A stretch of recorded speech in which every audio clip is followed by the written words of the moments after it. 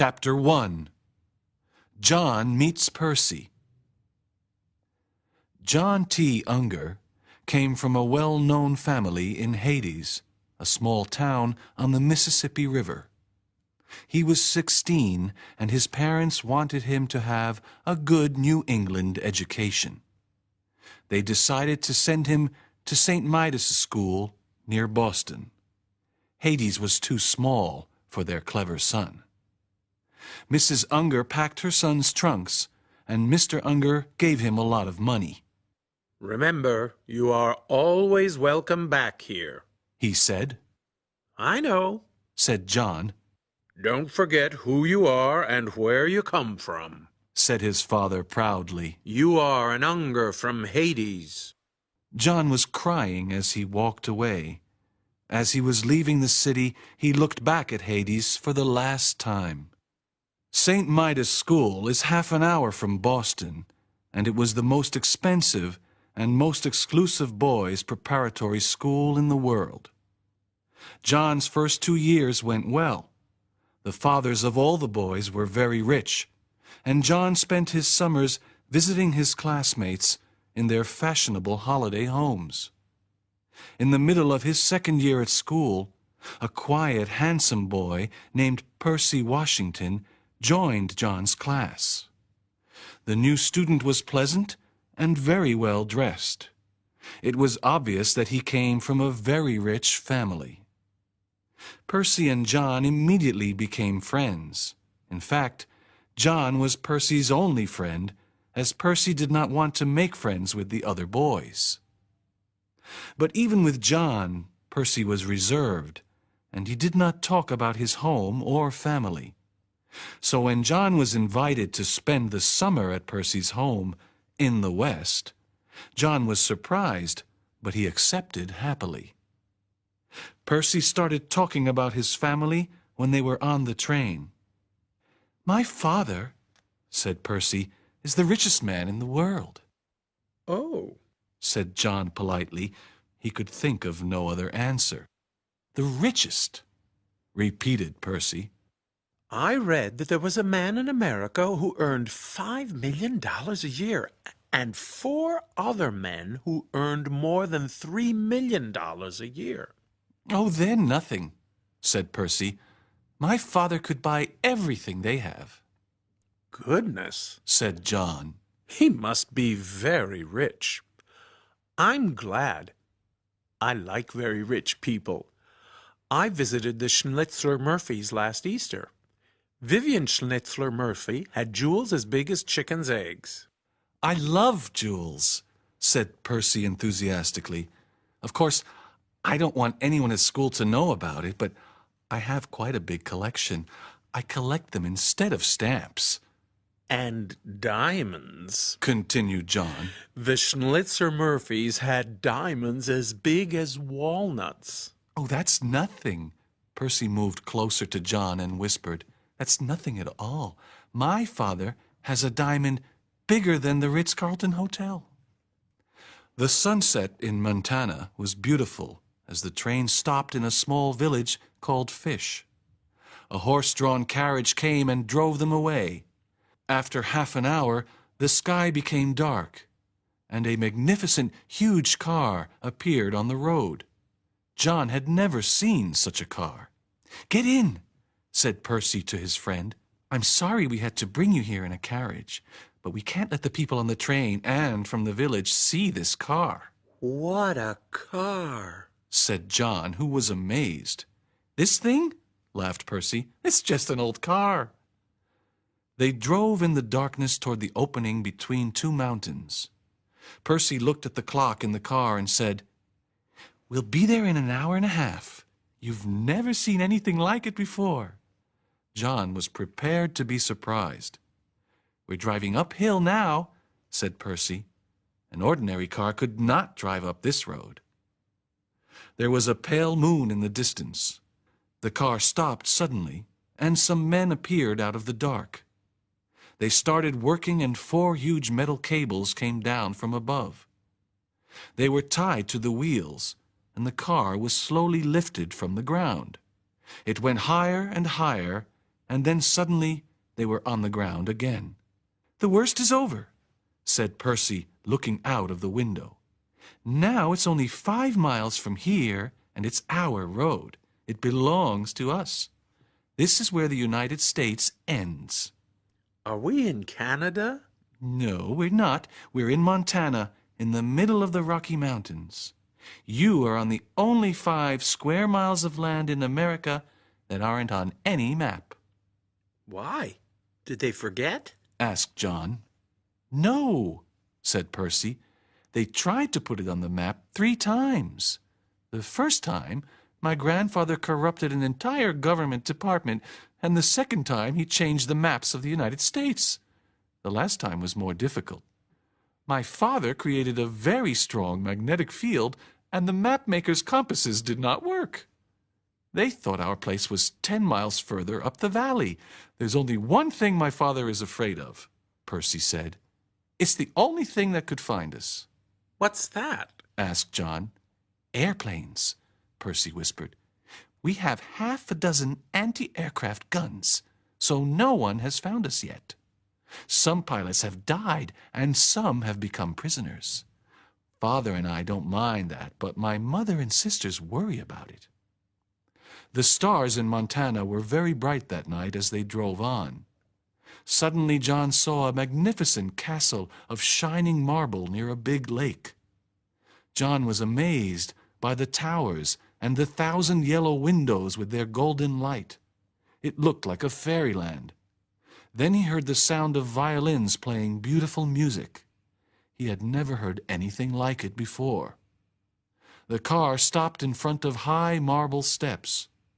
At the top of the steps, 2 huge doors opened silently, and a beautiful lady with black hair was there to meet them. "Mother," said Percy, "this is my friend John Unger from Hades." Chapter 2. An Amazing Discovery. Afterwards, John remembered that first night as a beautiful dream, a dream of music, of beautiful things, of lights and faces. There was a man with white hair who drank from a gold cup. There was a girl with a face like a flower, with precious blue jewels in her hair. There were rooms with walls of gold, and there were diamonds of all shapes and sizes everywhere. In the corners of the splendid rooms there were crystal lamps, and on the floors there were fur rugs of different types and colors. Then they went to dinner. The plates were made of diamonds, and there was music everywhere. John was overcome by the beauty and wealth that surrounded him, and he fell asleep. He woke up several hours later. He was in a large room, and Percy was standing over him. "You fell asleep at dinner," Percy said. "I almost did too. It was so good to be comfortable again after a year at school. Some servants undressed you and washed you while you were sleeping." Is this a bed or a cloud? It's so comfortable, said John. Percy, before you go, I want to apologize, he added. "Why?" "Well, I didn't really believe you when you said you had a diamond as big as the Ritz-Carlton Hotel." Percy smiled. "I thought you didn't believe me. It's that mountain, you know." "What mountain?" "The mountain the castle is on. It's not a very big mountain because, except for some earth on top, it's solid diamond. One big diamond. Aren't you listening?" But John T. Unger was asleep. The next morning he woke up and discovered that the room was filled with sunlight. A servant in a white uniform stood beside his bed. "Good evening," said John, trying to remember where he was. "Good morning, sir. Are you ready for your bath, sir? Don't get up. I'll put you in. There. Thank you, sir." John's pajamas were taken off. He expected to be lifted like a child, but this did not happen. Instead, he felt the bed move slowly on its side. Then he began to roll down gently into bath water, which was the same temperature as his body. he was surrounded by a blue aquarium, and he could see fish swimming. Sunlight came from above through sea-green glass. "Would you like hot perfumed water this morning, sir? Or perhaps cold water to finish?" "Yes," agreed John. "as you please." "Shall I turn on the moving picture machine, sir?"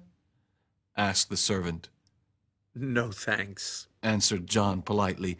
He was enjoying the bath so much that he didn't want any distraction. After a moment, he heard music coming from outside.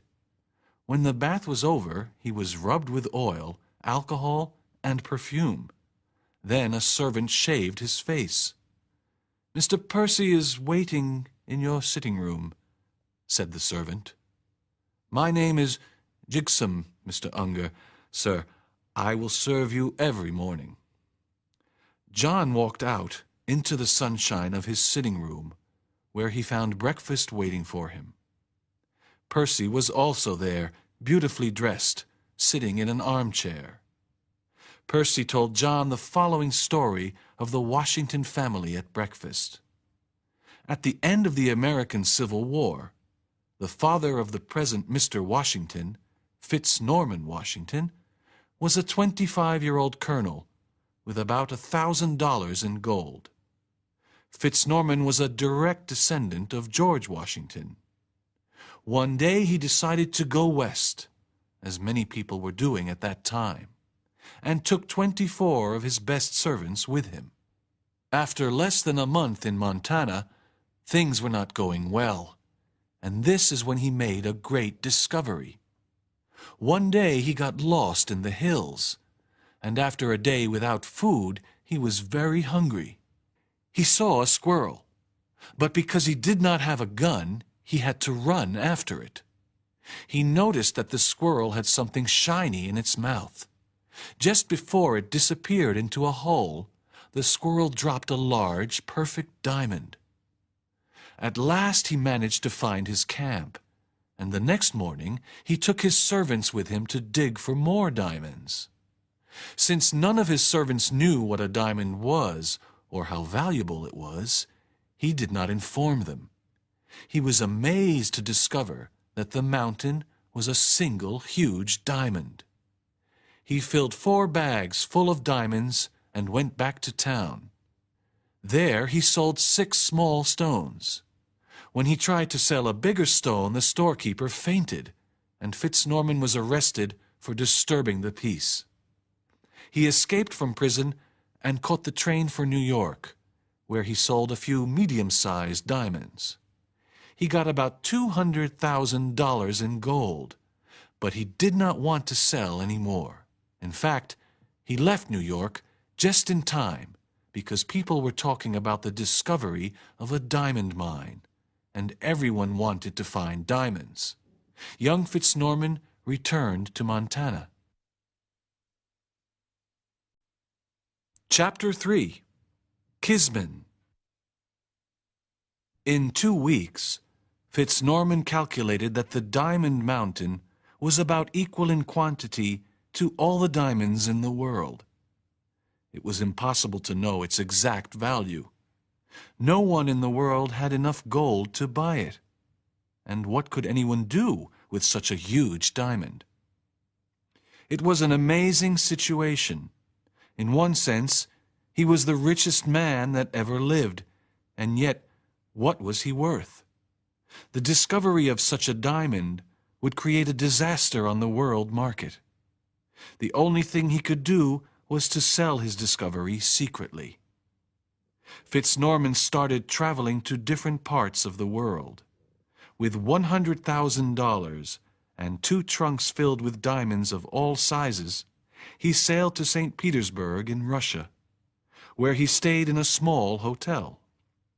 He met with the court jeweler and announced that he had a diamond for the Tsar. He remained in St. Petersburg for 2 weeks, moving from one hotel to another because his life was in danger. Fitz Norman then moved on to leave for India. Before he left Russia, he promised the Tsar to return the next year with bigger and better diamonds. He then visited the capitals of 22 countries and talked with 5 emperors, 11 kings, 3 princes, and a sultan. At that time, he calculated his wealth to be $1 billion. From 1870 until his death in 1900, the history of Fitz Norman Washington was a long story of immense wealth. He married a lady from Virginia, had a son, and murdered his brother because he often got drunk and nearly told people their secret. There were a few other murders during these happy years of progress. Before his death, he converted his money into gold and deposited it in banks all over the world. His son Braddock transformed the gold into a very rare element, radium, so that $1 billion in gold could fit in a little box. 3 years after Fitz Norman's death, his son decided that the business had gone far enough. His wealth was beyond calculation and could support all the Washingtons for generations, so he closed the diamond mine. But he knew that he had to protect his secret. This was the family John T. Unger was staying with. This was the story he heard in his silver-walled sitting room that morning. After breakfast, John walked out of the great marble entrance and looked at the beautiful valley with its lakes, gardens, and trees. He went down the marble steps and walked along some blue and white stones that seemed to go nowhere. He turned a corner and saw a girl coming towards him. She was the most beautiful girl he had ever seen. She was wearing a little white dress that came to just below her knees. Her pink feet were bare. She was younger than John, not more than 16. "Hello," she said softly. "I'm Kisman. John could not believe his eyes. You didn't meet me last night because I wasn't feeling well. You met my sister, Jasmine." Nice to meet you. John said. I hope you're feeling better. She suggested that they sit down together. John was critical about women. A single defect, a big ankle, a loud voice, a cold look, was enough to make him lose interest. For the first time in his life, he was sitting next to a girl who seemed to be perfect. "Are you from the East?" asked Kisman with interest. No, Answered John. I'm from Hades. "I'm going to school in the East this fall. She said. Do you think I'll like it? I'm going to New York, to Miss Bulge's. It's very strict, but Father said I must not worry." Your father wants you to be proud. Observed John. "We are proud. She answered, her eyes shining with pride. None of us has ever been punished. Father said we never should be. Mother was, well, a little surprised Continued Kisman. when she heard that you were from where you are from, you know. But then she's Spanish and old-fashioned." Do you spend much time out here? Asked John, trying to hide the fact that he was a bit hurt by this comment. "Percy and Jasmine and I are here every summer. She paused and then said, You know, I'm a very innocent girl. I never smoke or drink or read anything except poetry. I know hardly any mathematics or chemistry, and I dress very simply. I believe that girls should enjoy their youth in a good, healthy way." I do too. said John enthusiastically. "I like you." She whispered. "Are you going to spend all your time with Percy while you're here, or will you be nice to me? No boy has ever been in love with me in all my life. I've never even been allowed to see boys alone, except Percy. I came out here hoping to meet you, where the family wouldn't be around." John bowed, as he was taught at dancing school in Hades. "We should go now. Said Kisman sweetly. I have to be with Mother at 11. You haven't asked me to kiss you once.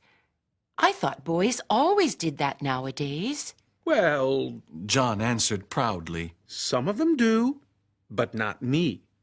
Girls don't do that sort of thing in Hades. They walked back to the house side by side. Chapter 4. The Hole. John stood looking at Mr. Braddock Washington in the full sunlight. Braddock was about 40. He had a proud face, intelligent eyes, and a strong body. He carried a walking stick with a single precious stone. He and Percy were showing John their property. The slaves live here. He said, pointing at some marble houses. They are the descendants of the ones my father brought with him from Virginia. Now there are 250 of them. They have lived away from the world for so long that they have developed another language.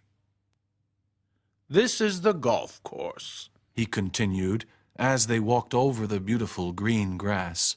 He smiled pleasantly at John. "Are there many men in the cage, Father?" asked Percy suddenly. One less than there should be. Braddock Washington replied angrily. We've had some difficulties. "Mother told me," said Percy. "That Italian teacher," A terrible mistake. said Braddock Washington. But of course, there's a good chance that we got him. Perhaps he fell over a cliff. But even if he is free now, who will believe his story? However, I have 24 men looking for him in different towns around here. "Any luck?" asked Percy. Some. 14 of them reported that they each killed a man who looked like him, but they were probably after the reward. He stopped talking. They came to a large hole in the ground covered by strong iron bars. Braddock Washington pointed to the hole with his walking stick. John stopped at the edge and looked down. He immediately heard shouting from below. Come on down to hell! "Hello, boy! How's the air up there? Hey, throw us a rope! You have an old sandwich for us?" It was too dark to see clearly into the hole below, but John could tell from their voices and comments that they were middle-class Americans. Then Mr. Washington touched a button in the grass with his walking stick, and suddenly there was light. These are some men who had the misfortune of discovering the mountain, Braddock Washington said. Below them there appeared a large hole in the earth that looked like the inside of a bowl. The sides were steep and made of glass. At the bottom there were about 20 men in uniforms of airplane pilots. They all seemed to be healthy. Braddock Washington went to the edge of the hole and asked in a friendly voice, Well, how are you, boys? Angry voices came from the huge hole.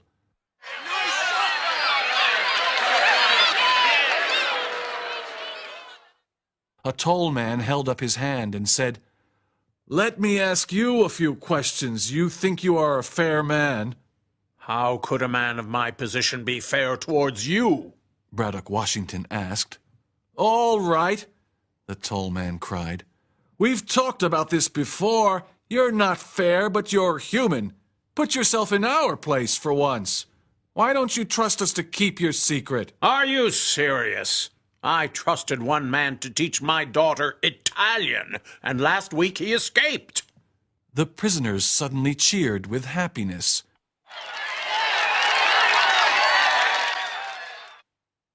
Braddock Washington was silent. You see, He continued, I have nothing against you. I like to see you enjoying yourselves.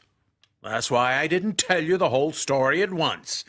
The man, what was his name, was shot by some of my men in 14 different places. The pilots were suddenly silent. Mr. Washington took his walking stick and pushed the button in the grass. The light below went out, and the hole was dark again. Mr. Washington, followed by the two boys, walked away on his green golf course. July on the Diamond Mountain was a month of cool nights and warm sunny days. John and Kisman were in love. Late one afternoon, when the music room was not in use, they spent an hour there together. He held her hand, and she gave him such a look that he whispered her name aloud.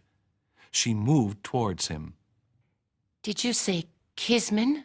She asked softly. Or... She wanted to be sure. Neither one of them had ever kissed anyone before, but during the next hour it seemed to make little difference. They decided to get married as soon as possible. Chapter 5. What happened to the guests? Every day, Mr. Washington and the two boys went hunting or fishing, played golf, or swam in the cool mountain lake. John found that Mr. Washington was completely uninterested in any ideas or opinions except his own. Mrs. Washington was always reserved and shy. She was quite indifferent to her two daughters, and was only interested in Percy, with whom she had long conversations in Spanish at dinner. Jasmine, the older daughter, looked like Kisman, but was not so pretty. Her favorite books were about girls from poor families. Percy and Kisman seemed to have the arrogant attitude of their father. They were both selfish. John was fascinated by the castle, and one day he asked Percy, "Who built this wonderful castle?" "Oh," he answered, "I'm embarrassed to tell you, but it was a man who worked in the film industry. He was the only person we found who could work with an unlimited amount of money, although he couldn't read or write." Towards the end of August, John was sorry that he had to return to school. He and Kisman decided to run away and get married the following June. It would be nicer to get married here, Kisman said. but I could never get Father's permission to marry you. The best thing is to run away. It's terrible for rich people to get married in America because they have to inform the newspapers. "I know," said John. One afternoon, late in August, one of Kisman's comments changed the entire situation and terrified John. They were in their favorite place, and between kisses, John said sadly, "Sometimes I think we'll never marry. You're too wealthy, too magnificent. You're not like other girls because you're too rich. I should marry the daughter of a rich businessman and be happy with her $500,000. I knew the daughter of a rich businessman once. said Kisman. She was a friend of my sister who visited us. Oh, then you've had other guests?" John asked. Oh, yes. She said quickly. We've had a few. "But wasn't your father afraid they would tell others about this place?" Well, yes. She answered. Let's talk about something more pleasant. But now John was curious. "Something more pleasant?" He said. "What's unpleasant about this? Weren't they nice girls?" John was very surprised when Kisman started to cry. Yes, that's the trouble.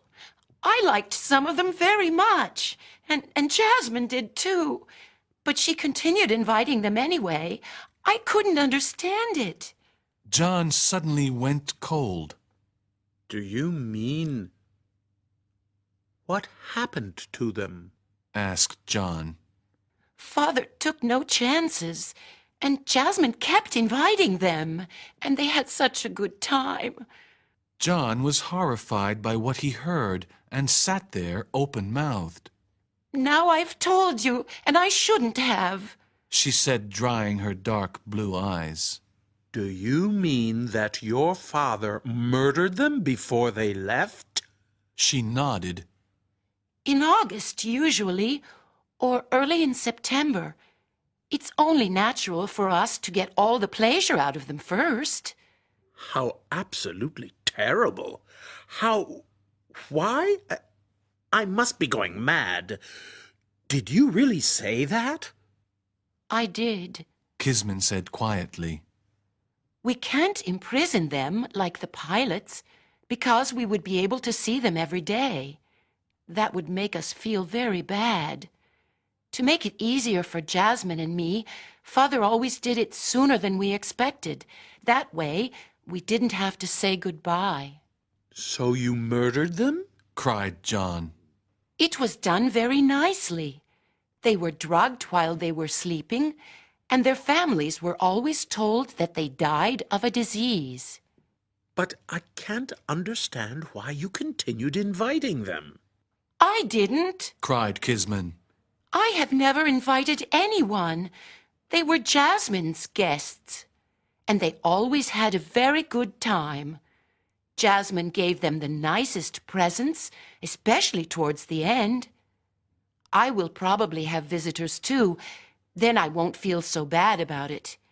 We can't let such a thing as death stand in the way of enjoying our life. Think of how lonely it would be here if no one ever came to visit.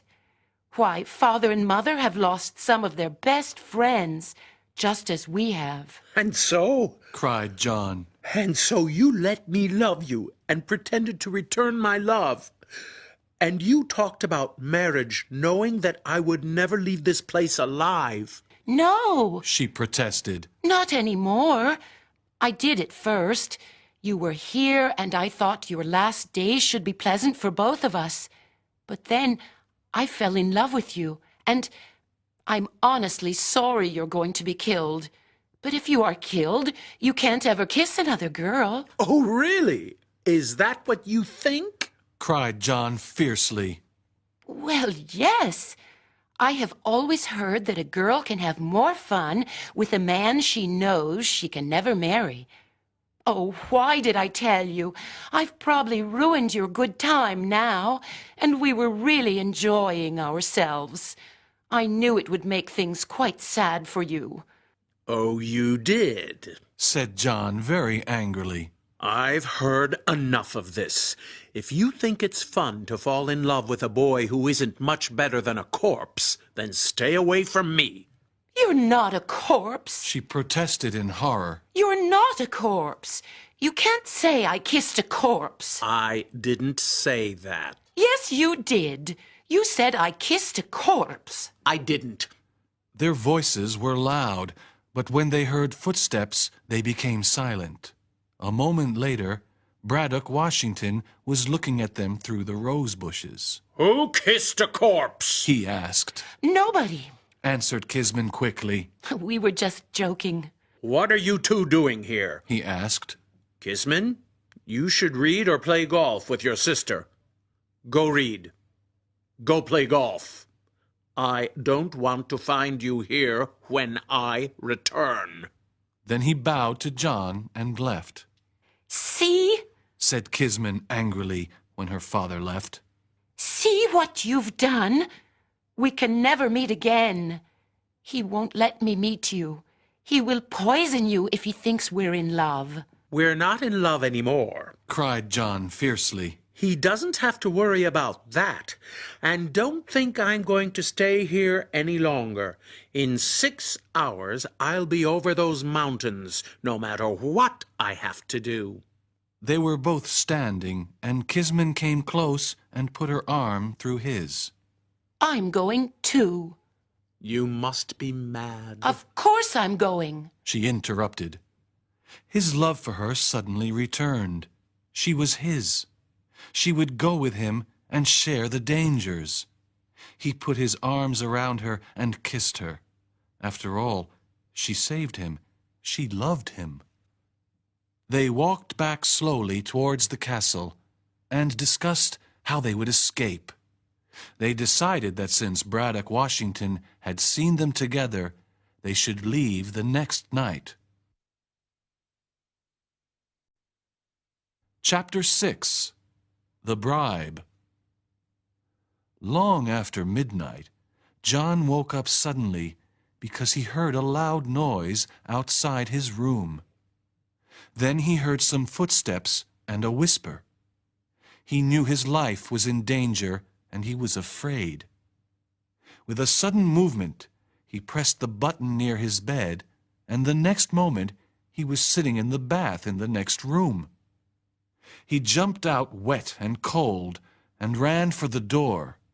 He stood near the big staircase, and everything was silent and beautiful. Then two things happened at once. The door of his own sitting room opened, and 3 slaves entered the hall. Then Braddock Washington appeared in the elevator, wearing a fur coat and riding boots. He realized at once that these men wanted to kill him. They looked at Braddock Washington, who shouted, "Get in here! All 3 of you! Quick!" The 3 slaves ran into the elevator. Something very serious was happening, something much more serious than his murder. But what could it be? Were the pilots trying to escape? Or had the people of Fish discovered the valley? John did not know. He heard the elevator go up and down again. Percy was probably going to help his father, he thought. This was his opportunity to join Kisman and plan their immediate escape. He waited until the elevator was silent for several minutes, and then he returned to his room and dressed quickly. The door of Kisman's sitting room was open and the lamps were on. Kisman was standing near the window, listening to something. As John entered, she turned towards him. "Oh, it's you," she whispered, walking towards him. "Did you hear them?" "I heard your father's slaves in my—" "No." She interrupted. "Did you hear the airplanes?" "Airplanes? Perhaps that was the sound that woke me." "There are at least a dozen. I saw one a few moments ago against the moon. One of the guards fired his gun and my father woke up. We're going to start shooting at them immediately." "Are they here on purpose?" "Yes, it's that Italian who escaped. But let's go up to the roof garden and watch from there." She took his hand, and they went up to the roof garden in the elevator, where John kissed her. From the roof garden, they could see a dozen bombers flying in a circle, and soon the anti-aircraft guns were attacking them. Kisman clapped her hands happily, but a moment later, the bombers began dropping their bombs, and the valley was in flames. The airplanes began attacking the anti-aircraft guns, and soon one of them was destroyed. After a while, only 2 guns were left. They could not protect the castle much longer. "Come on!" John cried, pulling Kisman's arm. "We have to go now. Don't you realize that those airplanes will attack you if they see you?" Kisman left the roof garden unwillingly. "We'll have to wake Jasmine," she said as they hurried towards the elevator. Then she added with a sort of childish delight, "We'll be poor, won't we? Like people in books. I won't have any parents, and I'll be completely free. Free and poor. What fun!" She stopped and gave John a happy kiss. "It's impossible to be both free and poor," said John seriously. "I would choose to be free and not poor. You should bring your jewelry with you." 10 minutes later, the 2 girls met John in the dark corridor. They went through the magnificent halls for the last time and stood for a moment out on the terrace and watched the battle. Kisman led John and Jasmine along a path to a hiding place. From there, they could watch the battle in the valley and escape when necessary. It was 3 o'clock in the morning when they reached their hiding place. Jasmine sat against a large tree and fell asleep immediately. John and Kisman sat together and watched the battle. Shortly after 4 o'clock, the last gun was destroyed in a cloud of red smoke. The airplanes were flying closer to the ground. Soon they would land, and that would be the end of the Washingtons. As the shooting stopped, the valley became quiet. The castle stood dark and silent. It was beautiful without light, as it had been beautiful in the sun. John saw that Kisman, like her sister, was sleeping. Some time later, John heard footsteps along the path. He waited in silence for them to pass. Then he continued walking up the mountain. He felt that someone was there, ahead of him. He slowly lifted his head above the edge to see who it was. Braddock Washington was standing on top of the mountain against the sky, which was gray just before dawn. John watched Braddock Washington, who was lost in his thoughts. He was as still as a statue. Then suddenly he told the two slaves who were at his feet to lift a huge object that was between them. The first rays of the morning sun hit the magnificent huge diamond as the slaves slowly lifted it. Then Braddock Washington lifted his head and began to speak with immense pride. "You out there!" he cried. "You there!" He paused for a moment. His hands were raised. What was he doing? Was he praying, John thought? "Oh, you up there!" The voice became strong and confident. He was not praying. "You there!" John listened breathlessly, but he could only hear a few words here and there. Then he suddenly realized that Braddock Washington was offering a bribe to God. The diamond in the hands of his slaves was a sample, a promise of more to follow. Braddock Washington would give to God the greatest and most perfect diamond in the world. The diamond was so immense it could become an enormous building. It could be made into a great church. Many men would work on it for years, and it would be decorated with gold and other precious metals. In the middle of the church there would be an altar of iridescent radium, which would burn out the eyes of anyone who looked at it while praying. In return, Braddock Washington asked for only a simple thing, a thing that would be very easy for God. He asked that things return to the way they were yesterday at this time, and that they remain so. It was very simple. Let the heavens open and take these men and airplanes. Let him and his slaves live as they did before.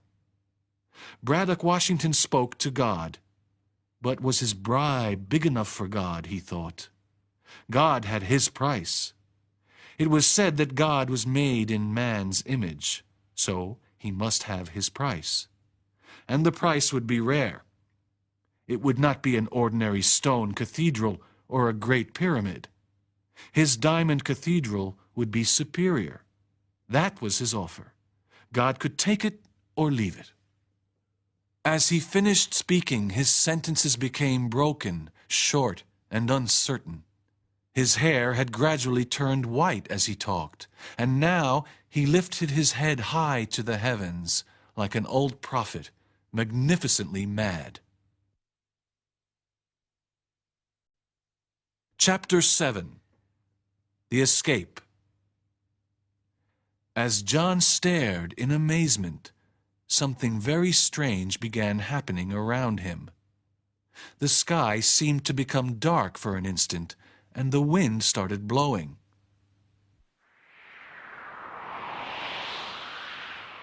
There seemed to be trumpets playing far away. For a time there was darkness, and the birds' songs stopped. There seemed to be the sound of thunder.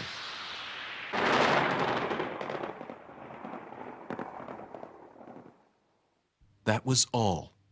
Then the dawn continued as before, and the sun rose. The leaves laughed in the sun, and their laughter moved the trees. God had refused to accept the bribe. For another moment, John watched the beauty of the day. Then he turned and saw the airplanes land near the castle. John ran down the side of the mountain where the two girls were awake. They were waiting for him. Kisman jumped to her feet. John knew there was no time for words. They must get off the mountain immediately. He took the hand of each girl, and they silently moved through the trees in the morning light. When they had gone about half a mile, at a certain point, they turned around and saw the mountain they had just left. Against the clear sky, they saw a white-haired man slowly coming down the mountain. Two enormous slaves followed him.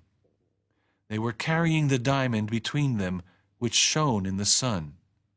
Then two other figures joined them, Mrs. Washington and her son Percy. The pilots with their guns had gone from their airplanes to the front of the castle. Braddock Washington and his group stopped by a rock. The slaves pulled up a trap door in the side of the mountain. They all disappeared into the trap door, the white-haired man first, then his wife and son, and finally the two slaves. Kisman pulled John's arm. Where are they going? What are they going to do? She cried wildly. It must be some way of escape. A little scream from the two girls interrupted his sentence. Don't you see? Cried Kisman. The mountain is going to explode. They are going to destroy it. Before she finished speaking, the color of the mountain became a bright yellow. At the same time, the castle exploded, and there was a great fire, and then nothing but smoke. The pilots and the 5 people who had gone inside the mountain were certainly dead. Everything was destroyed, and there was silence everywhere. John and the two girls were alone in the valley. At sunset, they reached the high cliff which had marked the boundaries of the Washingtons' land. They looked back at the beautiful valley, which was now peaceful again. They sat down to finish the food Jasmine had brought with her in a basket.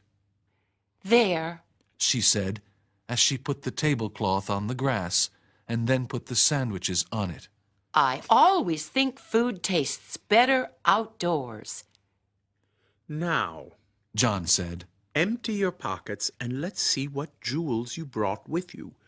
With a good selection of jewels, we will be able to live well all our lives.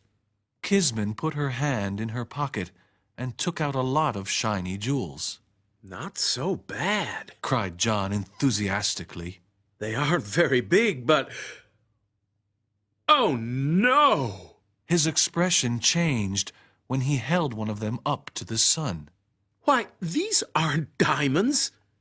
Something is wrong. Oh, exclaimed Kisman. What an idiot I am. Why, these are glass, cried John. I know. She started laughing. I opened the wrong drawer. They belonged to a girl who visited Jasmine. She gave them to me in exchange for diamonds. I had never seen anything but diamonds before. And this is what you brought? Yes, she said. But I think I like these better. I'm a bit tired of diamonds. Very well, said John sadly.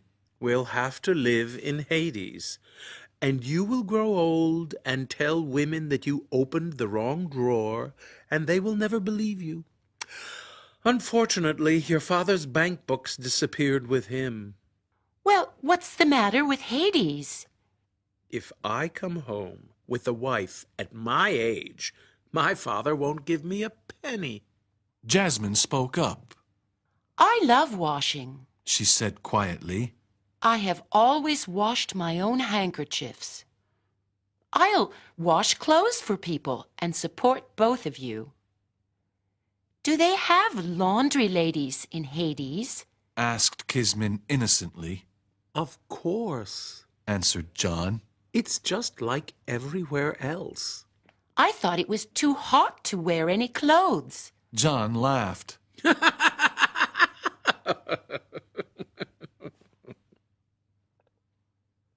Just try it, he said. They'll throw you out of town before you know what's happening. Will Father be there? she asked. John looked at her in astonishment. Your father is dead, He answered sadly. Why should he go to Hades? You've confused it with another place with the same name. After dinner, they put away the tablecloth and put out their blankets for the night. What a dream it was. Kisman said, looking up at the stars.